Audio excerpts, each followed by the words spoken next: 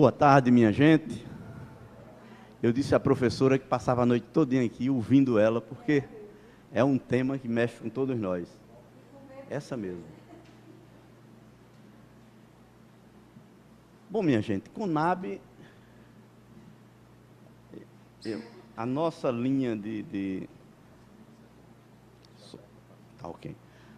A nossa linha de exposição é não apresentar aqui a empresa Conab que todos conhecem, mas apresentar o papel dela no contexto da elaboração do Plano de Segurança Alimentar Nacional, que já está consolidado, e a contribuição que ela pode dar na elaboração do Plano de Segurança Alimentar Estadual. A Conab foi o berço laboratório para as primeiras iniciativas de construção de programas e marcos legais de segurança alimentar no Brasil, lá nos idos de 2003, com o advento da posse de Lula. Nasceu o primeiro programa popular de segurança alimentar na área do agricultor familiar, no plenário do Conselho Nacional, e de lá partiu para a Conab, quando não existia o Ministério de Segurança Alimentar. Foi quando, 6 meses depois, foi criado o Ministério de Segurança Alimentar, e 2 anos depois se fundiu com o Ministério de Ação Social. E assim foi se construído, de um lado, os marcos legais, e do outro lado, os programas e ações de segurança alimentar, paralelamente. A Conab tem como missão contribuir com regularidade no abastecimento e garantia de renda do produtor rural, participando da formulação e execução da política agrícola de abastecimento. Nós podemos tomar 3 pilares para ficar bem entendido o papel dela, que fica difícil de você interpretar pela missão. Se nós colocarmos 3 pilares aqui, infelizmente, eu tenho 6 apresentações, tem de 8 horas, tem de 1 hora, tem de meia hora, eu estou apresentando a de 15 minutos, ok? Então, sem prejuízo para a empresa, nem para mim, nem para o contexto aí do seminário. O primeiro pilar, nós temos a política de formação de estoques reguladores. O que significa isso? Significa que é a Conab que forma, faz a gestão e executa a garantia de estoque para a população do Brasil. Ou seja, nós tomamos como média ter estoques de alimentos básicos para garantir a população brasileira numa situação de crise emergencial por 47 dias. Isso oscila, já chegamos até 32 dias, no momento de crise aí com feijão, crise com algum produto, isso cai. Então, expressa bem esse primeiro pilar, da responsabilidade dessa organização. O segundo pilar, nós vamos encontrar aí a política de garantia de preço mínimo, que serve de embasamento para assegurar sustentabilidade ao agronegócio, que produz os produtos básicos, feijão, arroz, etc., etc., para a população e para a formação de commodity, para garantir a exportação dos produtos que equilibra a balança de pagamento do país. Dentro desse pilar, ainda temos agora a criada PGPM, Política de Garantia de Preço Mínimo, para os produtos me deu branco, índios, quilombolas, das florestas, certo? Então, essa PGPM já está em funcionamento, são extrativistas. Na Paraíba, nós já temos aí a resolução que aprovou para a Paraíba 2 produtos. O umbu, que é da região ali do semiárido, e aqui no litoral, a mangaba. Eu não sei se os presentes têm conhecimento, nós poderíamos ser um grande ou maior produtor de mangaba do Nordeste. que ela é nativa do litoral. Então, nós levantamos aqui 500 hectares de mangaba, através da produção extrativista, aqui no litoral sul, em Pitibú, e lá na terra dos indígenas, mais de 2.000 hectares de mangaba, e isso sem nenhum trato, só sendo depredado. Então, essa política veio levantar essa questão. Eu fui o responsável por levantar esse potencial e conversar com esse pessoal, eu e uma equipe da nossa empresa, e já foi instituído o programa de subvenção para esses atores, os indígenas e os assentamentos ali de Pitibú, onde nós estabelecemos o preço de R$ 2,53 como preço mínimo para a mangaba. Estou dando o exemplo e já citando o fato. Significa o que para a economia local lá dos indígenas? O índio está vendendo hoje lá na sua produção, a R$ 1,00 o quilo da mangaba. Se a gente estabelece por 2,5, enquanto isso ela está sendo vendida na feira a entre 5 e 7 reais o quilo. Você vê a disparidade e o tratamento que se dá a essas categorias ainda carentes de atenção, né? O outro pilar, o terceiro pilar, seria exatamente os programas de abastecimento alimentar executados pela Conab. Nos últimos anos, ou seja, vamos lutar aí desde a era da agricultura familiar, a gente tem enaltecido muito as ações do programa de aquisição de alimento. Eu vi o professor Elcio aqui, inclusive questionando o colega Ângelo, que não tinha como estabelecer a importância do PA no contexto do balanço de pagamento da agricultura paraibana. Eu tenho, digo em nome da minha empresa, pelo que a gente apoia de projetos, paga pelo que o Estado executa e pelo que os municípios executam. Então, vocês vão ver aqui que realmente o PA, no contexto dos programas sociais da Conab, é inexpressivo. Eu peguei os dados de 2013 e trago aqui para reflexão de todos presentes. No ano 2013 foi o ano em que nós mais contratamos CPRs. Nós atendemos 146 municípios, compramos 5.708 toneladas de alimentos, pagamos 13.500.000 aproximadamente, atendemos 2.526 produtores que nos forneceram, ligados a 207 instituições, atendendo um perfil aí de 1.700.000 pessoas. Quando a gente soma 13 milhões, vamos para o financeiro, 13 milhões da Conab, com 1 milhão do Estado, aliás, do município, e 750 ou 70 mil do Estado, vocês vão ver que não atingimos aí nem 15 milhões. Aí, quando nós passamos para os programas sociais, ou programa de abastecimento e de subvenção, executado aqui no Estado da Paraíba, aí a gente chega lá. Programa de garantia de renda e sustentabilidade às atividades produtivas dos produtores paraibanos. Subvenção econômica para 1.630 produtores de cana-de-açúcar. 22.354.000. Subvenção econômica para as usinas que produzem o etanol. 62.725.000. Gente, mas pagando, dando subsídio à usina, se não desenvolver uma política, fecha. Como fecharam quase todas de Pernambuco. Subvenção econômica para os produtores de frango, 792.000. Esses produtores de frango não são os da agricultura familiar.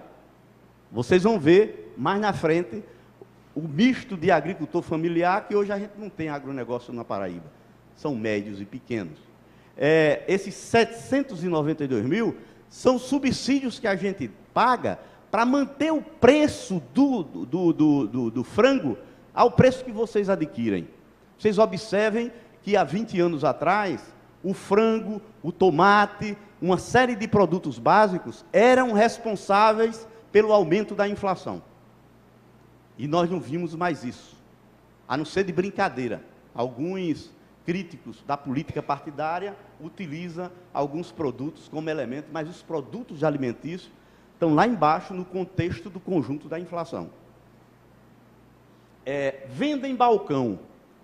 Essa venda em balcão foram 86 mil toneladas de milho vendido a preço subsidiado a 23.526 pequenos agricultores do semiárido paraibano. Vocês imaginam que a gente atendia 2.900, 3.000 até 3 anos atrás. Nesses 3 anos de seca, montamos 6 unidades emergenciais, galpões emergenciais, em parceria com o governo do estado e com os municípios, para atender esses pequenos produtores lá na sua região, evitando com isso o frete deles virem buscar em Campina Grande, em João Pessoa ou lá em Monteiro. Isso teve um impacto muito positivo para a sustentabilidade desses pequenos, embora o abastecimento tenha sido irregular. Aqui mesmo nós temos a Prefeitura de Conceição, o nosso irmão aqui presente, disse: Marçal, olha lá, a Prefeitura do município lá, tudinho, todos os produtores receberam, só não de Conceição, levou azar. Né? Aí espera para o outro mês, no outro mês não veio porque se contratou frete e não saiu, a empresa não cumpriu, aí está para chegar agora. Estou dando um exemplo de concreto. Ampliação do PGPAF como instrumento garantidor de preço. O agricultor familiar da agricultura familiar, esse pequeno, não tinha política de preço. Ele chegava no banco para contratar, o cara dizia: eu não tenho preço de mandioca, não tenho preço de macaxeira, não tenho preço. Então foi criada essa política para ser um referencial para tudo do agricultor familiar. Tá? O grande tem a política de preço mínimo. Quando ele tem um excedente, a Conab vai lá, compra e mantém seus estoques reguladores. E o agricultor familiar? Não tinha nada, certo? Então, hoje já tem uma série de instrumentos que contribuem para que ele não passe tanta agonia. Aquisição de produtos agrícolas para a formação dos estoques públicos. Isso a gente faz através de contratos de opção, abertura de leilão. Basta estar, por exemplo, deu um problema com café, até uva, no Rio Grande do Sul, iam jogar uva A Conab foi lá, comprou toda a uva, fez parceria, transformou em suco, estocou e regularizou a situação no mercado. Estou dando exemplos bem simplérrimos. Fiscalização dos estoques, das operações da garantia e sustentação dos preços na comercialização de produtos agropecuários. Toda fiscalização de estoque nacional é a Conab que procede. Então, por exemplo, nós somos uma superintendência que não produzimos nada, nós importamos tudo. Eu vi aqui alguns colegas: vamos produzir isso. Olha, você produzir aqui na Paraíba e manter o produtor lá, ele tem que agora agregar valor à sua produção, senão vai sair, não tem como sobreviver. Você vai plantar 1 hectare de milho, tira 600 quilos de milho no hectare, enquanto que o produtor do Centro-Oeste está tirando 6.000, 7.000 toneladas. Não tem lógica você plantar o milho e não tirar nenhum custo de produção dele. Resultado, nós consumimos em média quase 200.000 toneladas de milho no estado da Paraíba e só produzimos o ano passado 27 toneladas, 1.000 toneladas. Significa dizer que importamos 170.000 toneladas de milho para abastecer a Paraíba para a ração e para o consumo humano. Ok? Estou dando um exemplo do milho. Instalação de unidade... Não, peraí. Ampliação, modernização, reforma, certificação das unidades armazenadoras da Conab. Isso está em evidência. Nós estamos investindo agora no Brasil R$1 bilhão na instalação de unidades estratégicas. No Nordeste, a Paraíba foi contemplada. Nós vamos instalar uma unidade estratégica em Campina Grande, com terminal ferroviário, rodoviário com capacidade de armazenar 50 mil toneladas de grãos. Hoje nós temos uma lá com capacidade para 7 mil, em Patos 5 mil, aqui 7 mil, Monteiro 3 mil. Somando, a nossa capacidade instalada não chega a 25 mil toneladas. Vamos construir um complexo que vai abastecer, vai conseguir absorver e resolver esse problema lá de Conceição. Porque se nós tivéssemos estrutura de armazenagem para acondicionar o milho, com condição garantida, a gente não estava passando os avexames que passamos hoje, não é? Instalação de unidades armazenadoras de distribuição emergencial, eu já citei. Formar e manter estoques públicos de alimentos, visando garantir o abastecimento do mercado consumidor, também já expus. Promoção de ações de formação e capacitação para o alvo do público-alvo do PAA e de fomento à produção sustentável e agroecológica. Nós contratamos agora 3 projetos nessa área, na faixa de R$ 182 mil. É uma área que tem um potencial fantástico, né? Então, vai precisar o Estado, a gente dialogar lá na CAISAN, na formação do plano estadual, onde a CONAB, definir as competências, onde a CONAB vai entrar, onde o Estado vai entrar, os municípios grandes vão entrar, de forma que a gente consiga possibilitar a Paraíba ser um dos primeiros estados no Brasil a se autossustentar com produção agroecológica. É um sonho, mas vale a pena sonhar. Pesquisa, acompanhamento e avaliação de safra. Eu colocaria isso no outro pilar. Isso tem uma importância fantástica para quem é do setor. Porque uma coisa é você trabalhar com dados, não é crítica, não. É uma avaliação mesmo, com dados do IBGE. Você não trabalha a agricultura, o seu negócio, com base numa informação que chega um ano depois. Se você vai plantar para colher daqui a 3 meses, você planta em cima de um calendário, de vários calendários. Você tem um calendário de comercialização que te dá a situação do mercado, você tem um calendário de clima que dá a posição de adversidades climáticas que porventura venham acontecer, e tem um calendário de produção. E resultado, quem forma esses 3 mercados? A economia. E a economia é formada com base em quê? Preço. Ok? Então a gente tem a quantidade de produto a ser produzida e levantamos preço. De forma que esse levantamento de safra da CONAB é rigorosíssimo. Ele é feito através de geoprocessamento.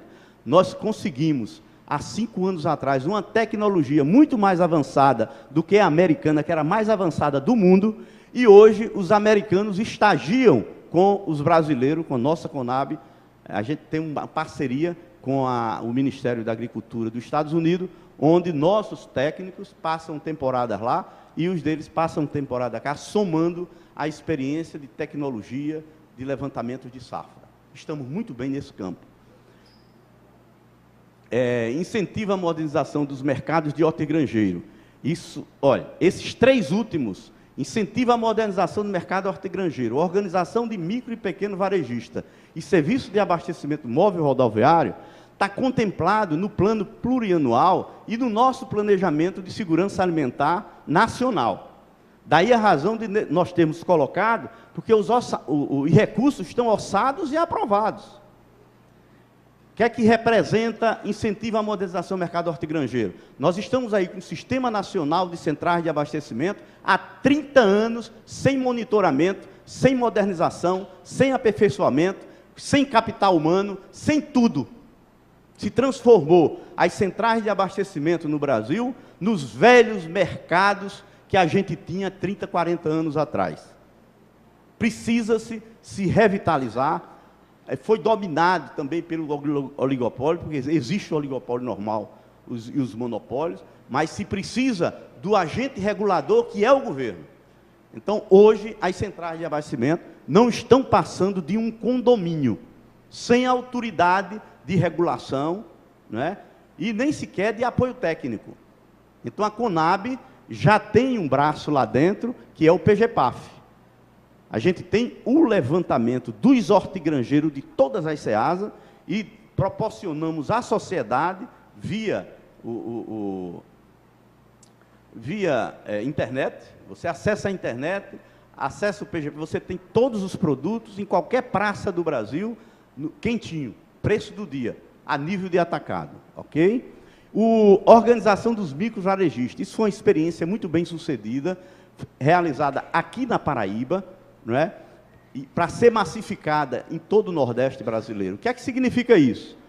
As grandes redes, vocês observam que elas têm estrutura, capilaridade e condição econômica, financeira, que não depende de ninguém. E os pequenos varejistas? Primeiro, são desorganizados, endividados, mas ele tira esse prejuízo em cima de quem?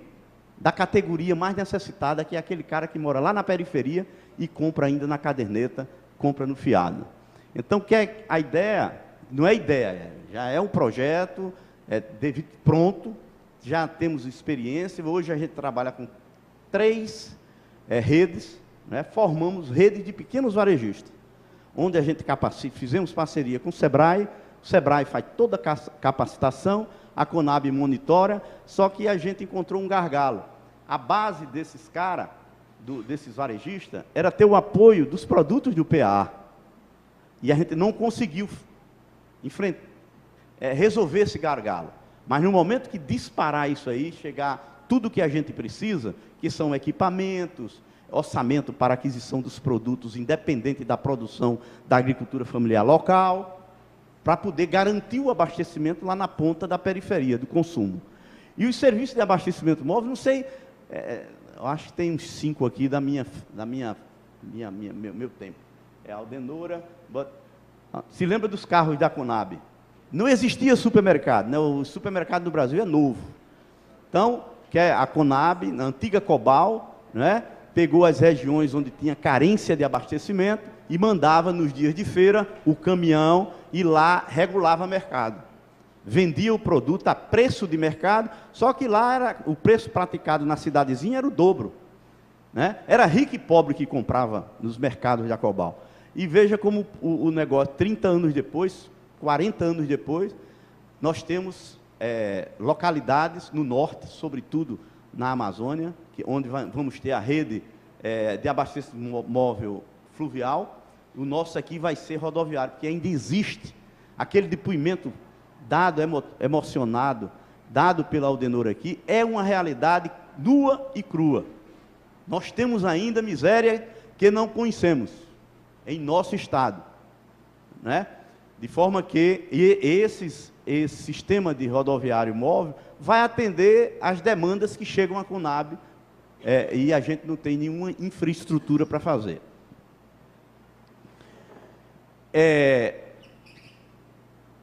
Aí eu foco a questão da temática do seminário, né? Enfrentar esse desafio é preciso. Que desafio é esse? É iniciar a elaboração do Plano de Segurança Alimentar do Estado, né? O nacional, que integra inúmeras ações dos 19 ministérios, com experiência riquíssima, que está sendo praticada e executada, e pode muito bem ser seguida, e pelo que eu vi, fiquei muito confortado e feliz.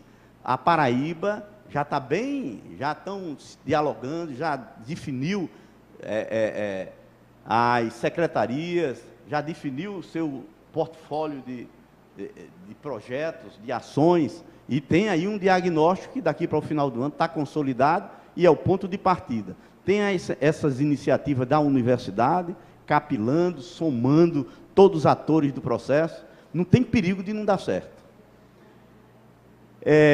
Com diretrizes, formato, metodologias similares, respeitadas as peculiaridades, as necessidades, cultura e realidade local, assim será construído o nosso Plano Estadual de Segurança Alimentar.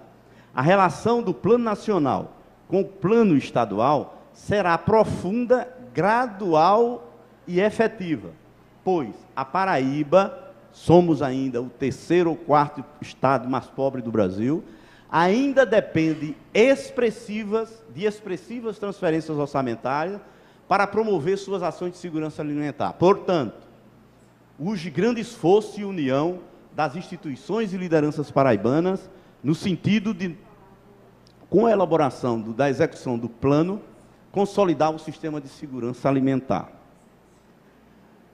O que fez e o que faz a Conab no âmbito do PENASAM, no âmbito desse planejamento? A Conab compartilhou, na condição de representante do MAPA, da formulação, articulação, elaboração e execução do Plano Nacional de Segurança Alimentar. É responsável hoje pela implementação de 4 diretrizes, 45 metas e 35 iniciativas. Isso é concreto, fiz esse estudo, esse levantamento, está quentinho, não é? Dessas 3 metas, dessas 45 metas, 3 não estão sendo executadas. Foram essas 3 últimas que eu citei. O programa de varejo, o programa de móvel e o outro que eu já esqueci. O que pode fazer na Paraíba? Contribuir em todas as etapas de construção do Plano de Segurança Alimentar Estadual. Em todas as instâncias. Porque o maior capital da Conab é o seu corpo funcional, com a experiência acumulada, seus bancos de dados, e a empresa está em pleno vapor. Nós temos problema, você viu, escândalo no Paraná, graças a Deus, parabéns Paraíba. Executou mais de 15 milhões, sem ser nem sequer citada em nenhum, pelo contrário, foi citada como referência, sem nenhum deslize, sem nenhum desvio. Aí o estado, Paraná, Rio Grande do Sul, Santa Catarina, referência do Brasil, está lá a Polícia Federal e muita gente presa ainda. Mas, bom, então temos todo um ambiente, toda uma condição para realizarmos o início da elaboração do nosso plano, a partir dos nossos gestores públicos do Estado, que estão bem adiantados nesse trabalho, e a Conab. Eu quero também justificar aqui a ausência dos dirigentes da Conab. Nosso superintendente, os 2 gerentes, estão em Brasília, numa reunião de avaliação. Um parece que chegou ontem e os outros 2 chegaram hoje. Mas investiram muito para que eu preparasse essa apresentação e aqui estivesse com vocês e dispondo, oferecendo a Conab como laboratório para que vocês exercitem as experiências que quiserem no âmbito da competência dela. Meu muito obrigado e desculpem.